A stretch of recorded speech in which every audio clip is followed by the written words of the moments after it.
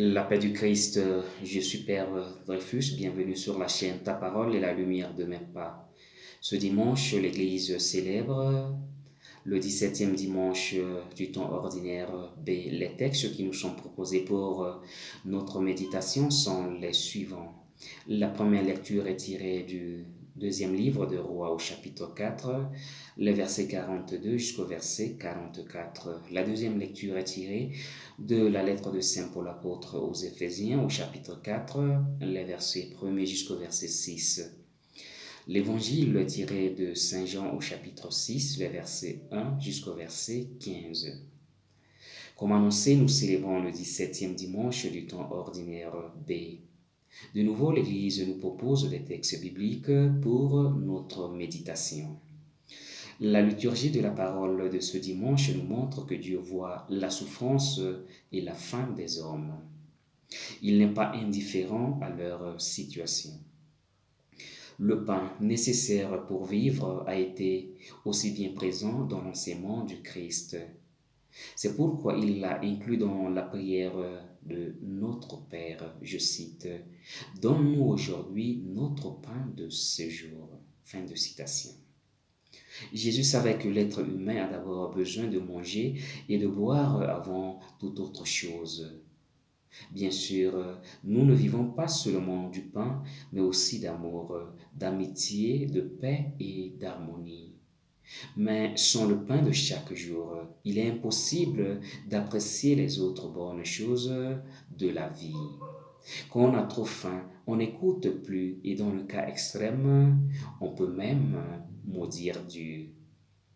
Dans la première lecture et dans l'évangile, il est question de multiplication de pain pour nourrir ceux qui ont faim.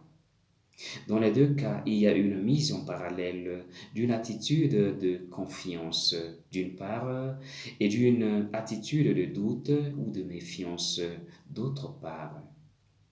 Aussi bien Élisée que Jésus est dans la confiance que le miracle aura lieu, alors que le serviteur d'Élisée et le disciple de Jésus, Philippe, se questionnent sur la faisabilité de la chose.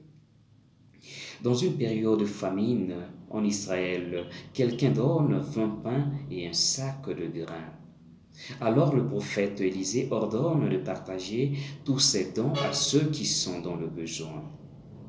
Comme le prophète Élisée l'avait fait avec le peu de nourriture qu'il avait, dans l'évangile, Jésus donne à manger à une grande foule grâce à la générosité d'un garçon qui a offert 5 pains et 2 poissons.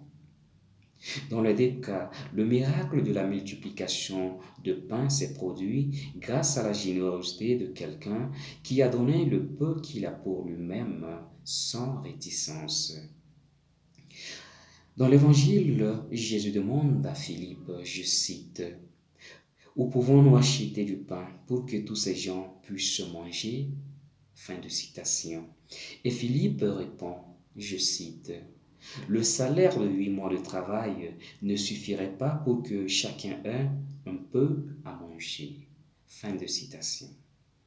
Ce qui veut dire, nous ne pouvons rien faire. Le problème est trop grand pour nos moyens très restreints.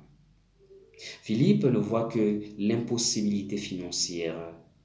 Mais André recense ce qu'ils ont sur place. 5 pains et 2 poissons qu'un jeune garçon a apportés avec lui.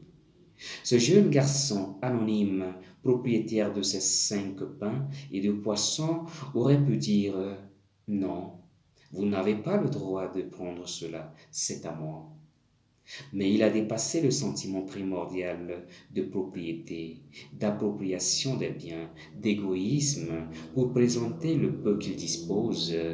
Il a accepté de partager ce qu'il a prévu pour son propre repas. Ce passage de l'Évangile nous interroge sur ce que nous possédons aujourd'hui. Dans notre vie comme chrétiens, aujourd'hui, nous devons avoir ces exemples devant les yeux. Souvent, nous avons des réticences à donner de la nourriture, de l'argent, de notre temps, de tout ce dont nous estimons être une nécessité absolue pour nous-mêmes. Mais si nous confions cela au Seigneur, nous constaterons que nous ne serons pas privés de tous ces biens. Les disciples du prophète Élisée ont mangé et il en restait. Les foules qui suivaient Jésus ont mangé à leur faim et ils remplirent 12 paniers avec les morceaux des pains d'orge. Il est important de noter cela.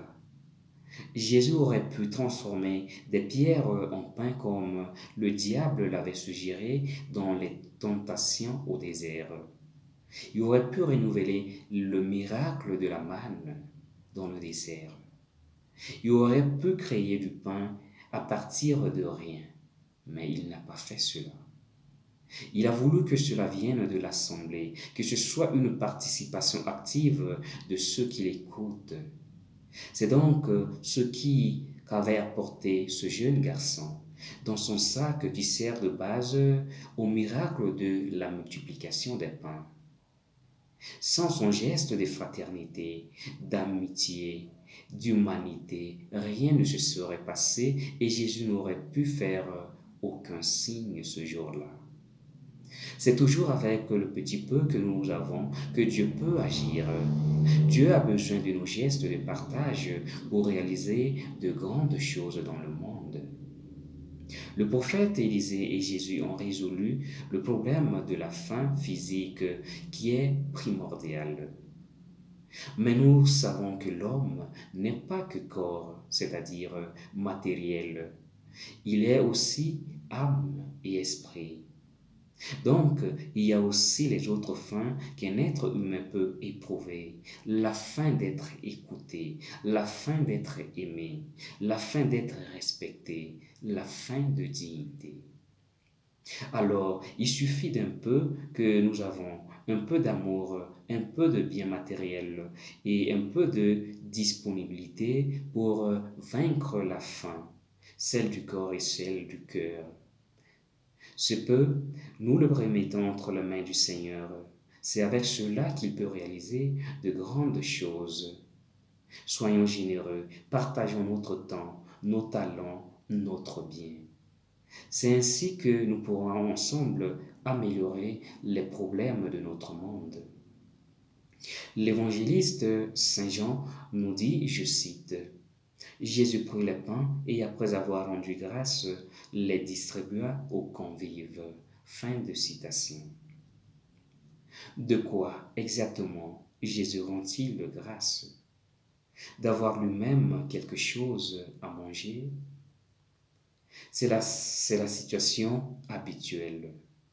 Nous rendons grâce pour la nourriture que nous mangeons, pour tout ce dont nous disposons.